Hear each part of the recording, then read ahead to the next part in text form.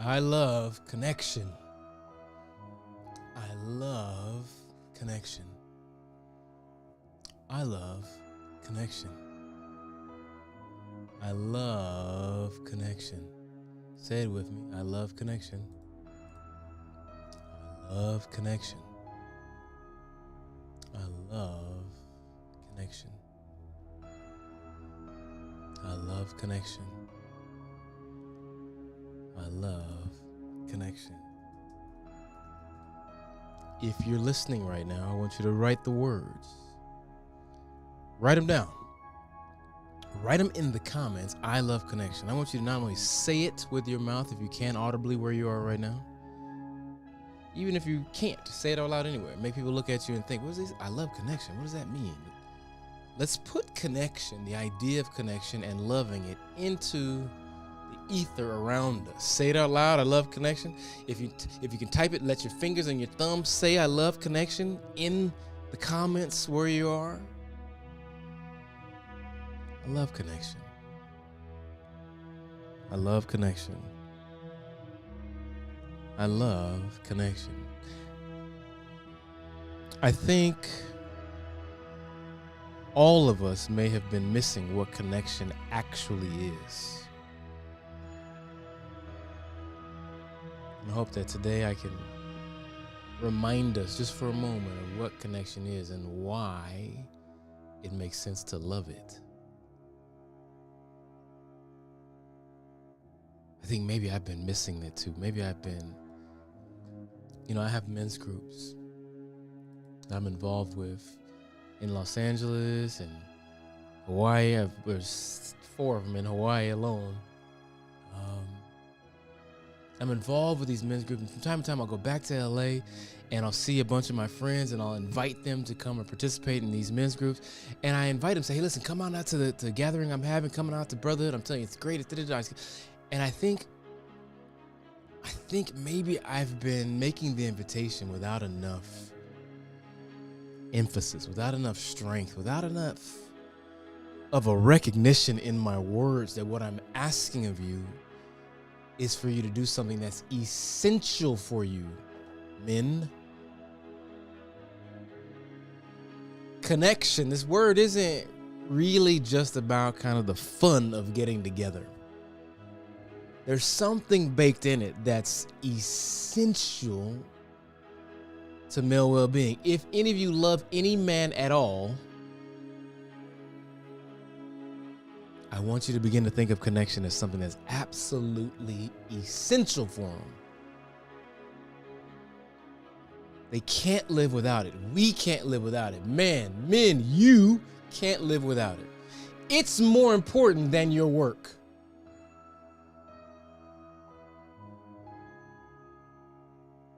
It's more important than your passions. It's more important than your sports teams that you love. It's more important than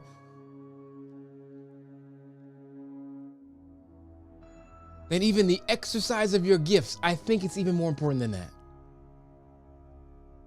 And that's a big statement. I think about people like Dewan, he is extraordinary at communicating emotion and moving emotion through music and through words and song and through song. And he's incredible. And I think connection is more important for even Dewan than music and the full expression of himself through it. Connection, it's everything. Here's why I say that. I woke up this morning to some messages coming through on social media from friends of mine who I grew up with, went to school with, we were kids together, and they're starting to say, today is my 50th birthday. Men I grew up with, was playing around with as kids, are turning 50. We all knew it was coming, but there's something about seeing it. I saw the face of a friend of mine today who still, his face reminds me of him at a young age, and he's 50 years old today. And I thought, wow, my reaction, the way I responded to that, I posted on his post about being 50, I said, congrats, homie, you made it. Because he and I come from a place where we all don't make it to 50.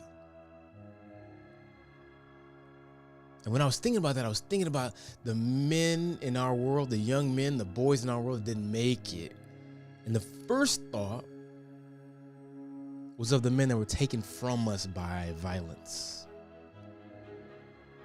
But my mind didn't stay there. My mind kept thinking about men that didn't make it. And I started thinking about other men in my life that didn't make it.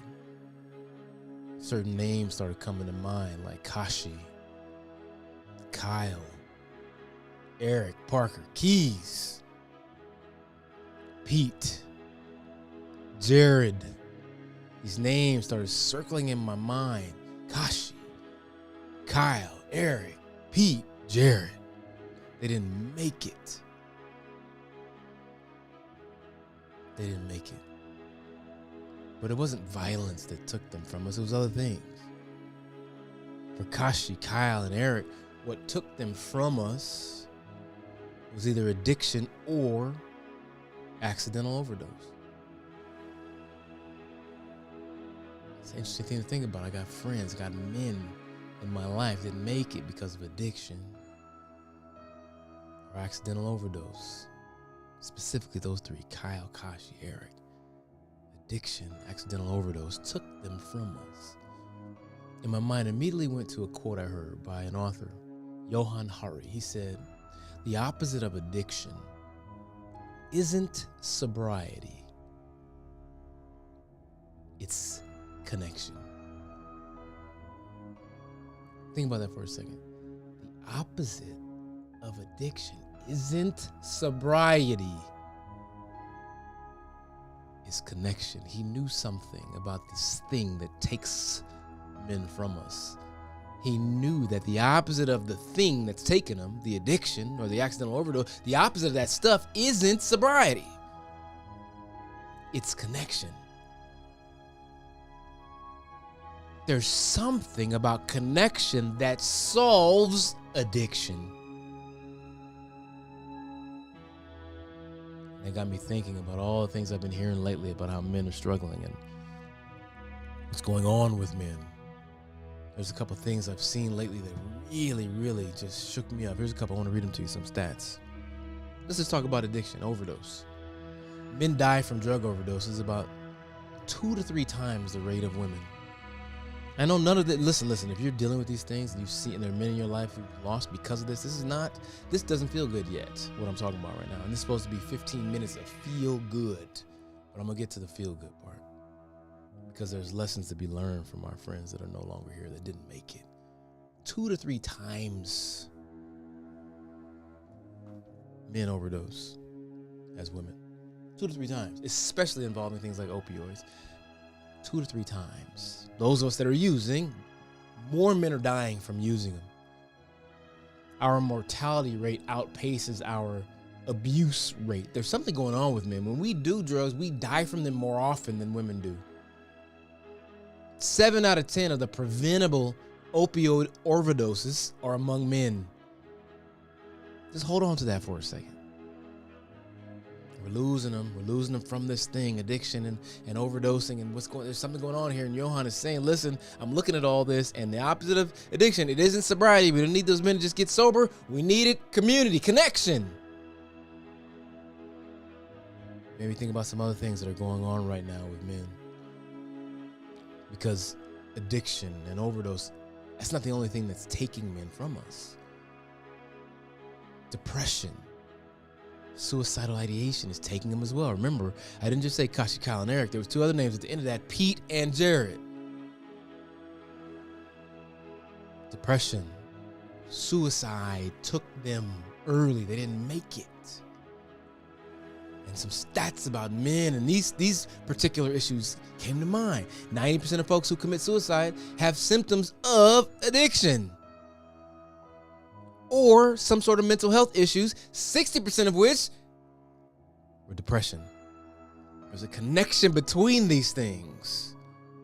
Addiction, suicidal ideation, depression. There's some sort of connection. And 75 to 80% of the suicides in the US, Canada, and the UK are men. There's some connection between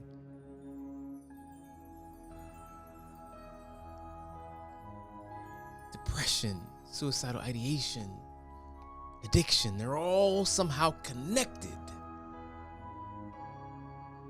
Men commit suicide at 4 times the rate of women. When we're swimming in that depression and suicidal ideation and addiction, we more often say, fuck it, I'm done. Johann Hari says, after looking at all of this stuff, that the opposite of this shit, the opposite of addiction, the concurrent depression, so the opposite of this shit is not getting free of the drug, it's connection. Connection has some sort of power that fills the holes that addiction is trying to fill. And it's the opposite of connection that is the real problem with men. What's the opposite of connection? Isolation.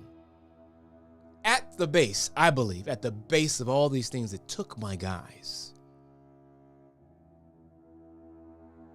is isolation. Yes, they were using substances, but why? There was some sort of hole that had not been filled because of isolation. Some stats on isolation has been coming up lately. 15 to 20% of men report having no friends at all. And if you're under 30 years old, men are reporting 28% of men, no friends at all, completely isolated. And only 38% of those who have friends say they turn to friends for emotional support. While 54% of women will turn to their friends for emotional support, the few of the men that do have friends, only 38% of them will even turn to their friends for emotional support. The majority of millennials and Gen Zs report no one, these are all men now. The majority of millennials and Gen Z men report no one really knows me well. No one. No one. The majority of these guys say no one knows me well. 40% of men have never spoken to anyone about their mental health or emotional struggles. Think of all the men in your life and start counting them. 1, 2, 3, 4. 4 out of 10 have never once told anyone about any of their mental health struggles or their emotional struggles. None, ever, never, never. Have never said it out loud. Think about that. Never told anybody. 25% of men report they felt lonely. Watch this. This is a study out of the University of Virginia. 25% of men report they felt lonely a lot. Here's the word that really got me. Yesterday. This ain't some generalized shit that they're in. When asked if they felt lonely yesterday, 25% of men said yes. They're swimming in isolation. There's reports out there that show that a strong association exists between loneliness and suicide, and an even stronger, that's all people, and an even stronger association when it comes to men. Men lack close, trusted confidants. They rarely, if ever, talk about what's going on with themselves. Loneliness is incredibly common with men. And it correlates with all these mental health issues that we're having. And all of this emotional isolation interacts with depression and suicide risk, especially with men. Isolation is fertile ground for depression, addiction, and suicide in men. And the answer to isolation is connection. Here's where we get to the goodness. Here's where we get to the feel-good part. Yes, I lost my guys. They're no longer here. Kashi, Kyle, Eric, Pete, Jared, I'm understanding more fully why it is that you're no longer here. I'm understanding more fully. Isolation is fertile ground for depression, addiction, and suicide in men. Isolation. And the opposite of isolation is connection. This is why now I love connection. I love it because I see what it causes. I see what it's capable of doing. I see it's the thing that was missing. It's the thing that can turn around what might be missing in other Kyles and Kashis and Jareds. Come on. Connection is the lesson. It's the thing that, and now every time I think of Kashi, Kyle, Eric, Pete, Jared, I'm going to think what was missing was connection. So my promise to my guys who didn't make it to today, I'm going to love connection so much so that I'm going to offer it all the time to all the men in every bit, in every place, in every part of my life. I'm going to offer it.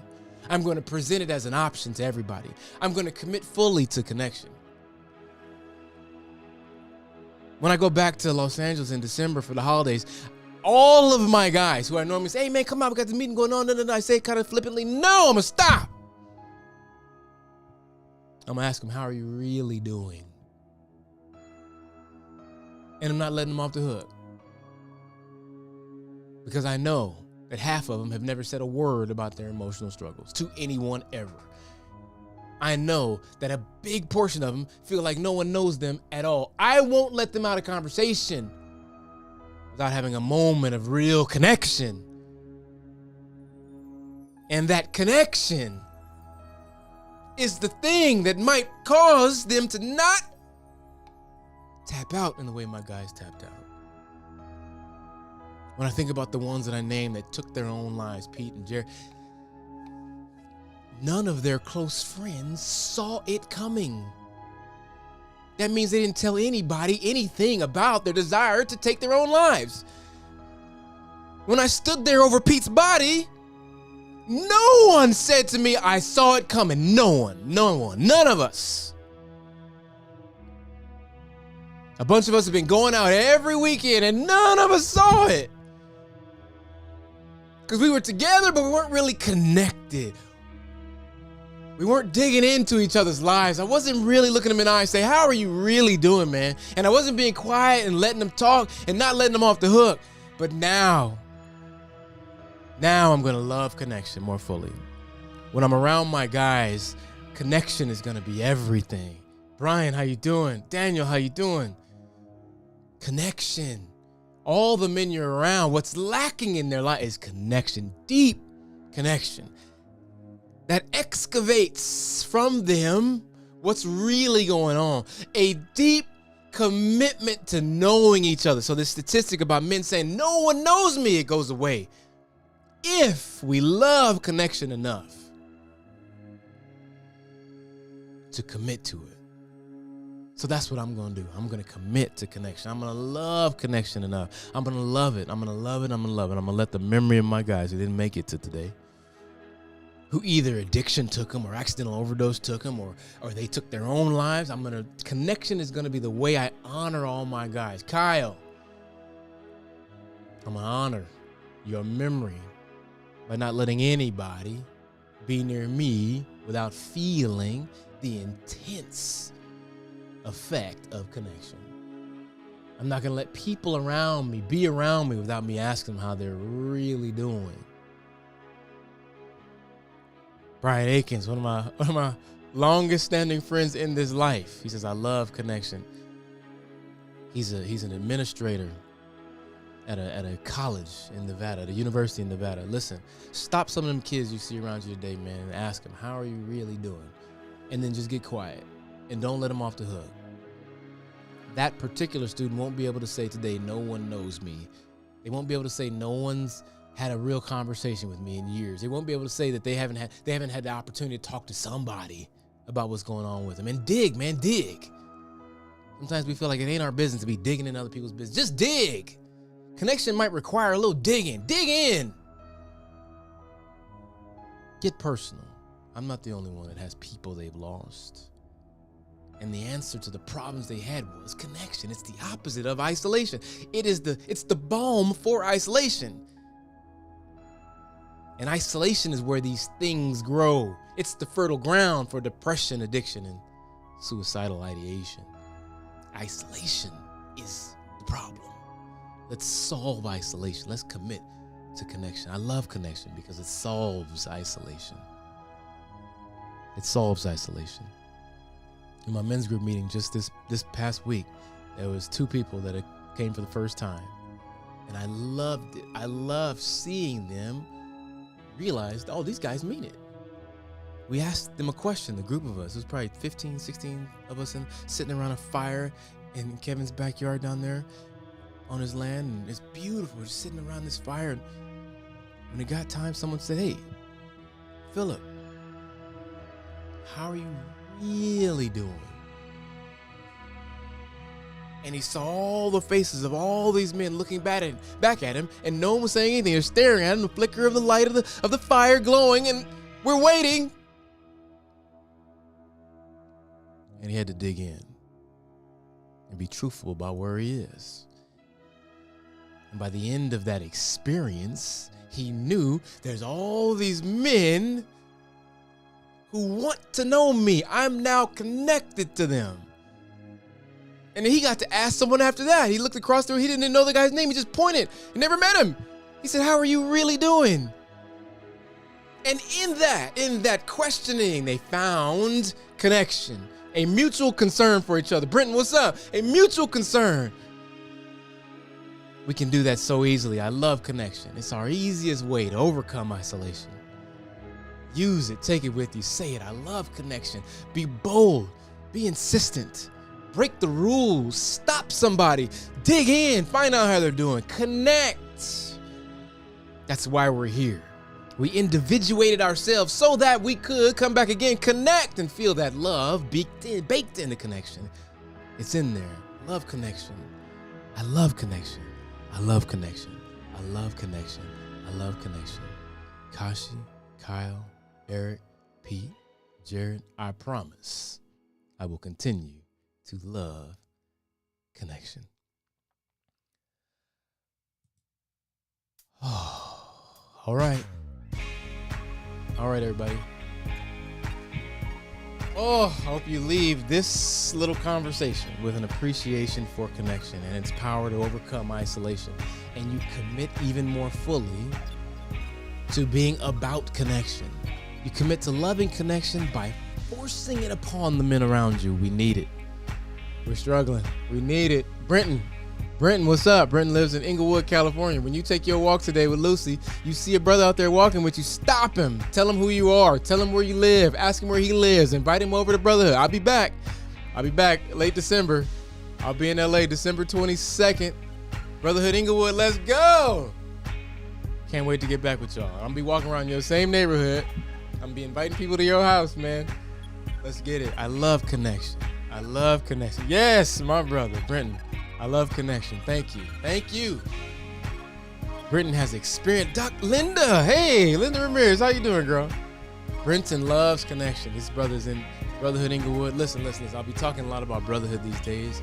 We're launching an initiative, Brotherhood Global. We're going to launch thousands of groups across the country. Well, you know what? Maybe I'll start in the U.S., the U.K., and Canada, where men are most struggling with connection.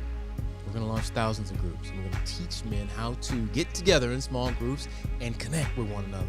It's a beautiful thing. All of you who are in it now, you know, but we're going to go wide with it. We're going to go broad with it. We just finished the book about this very thing. We're going to go wide and broad with this. And so all men have a place to go to connect. I think every man should have a circle of their own. If they don't have one, they can create one. And I bet there's men right around them that are aching for it. You know it's true. We've seen it to be true.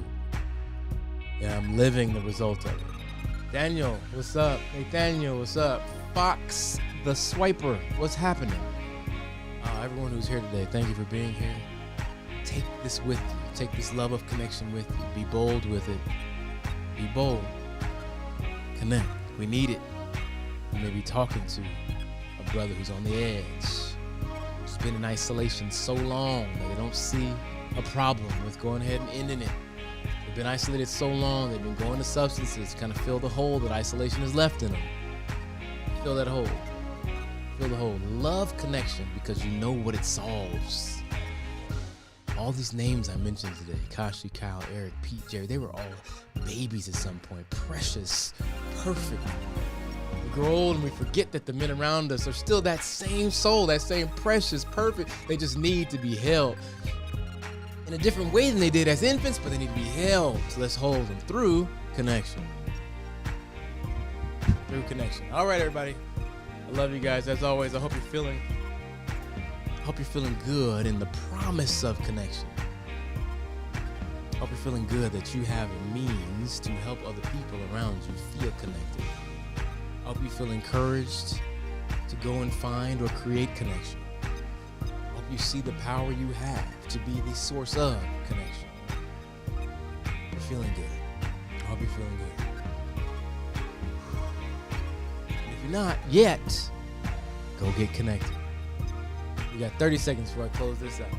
I'm lingering on this one because it's important.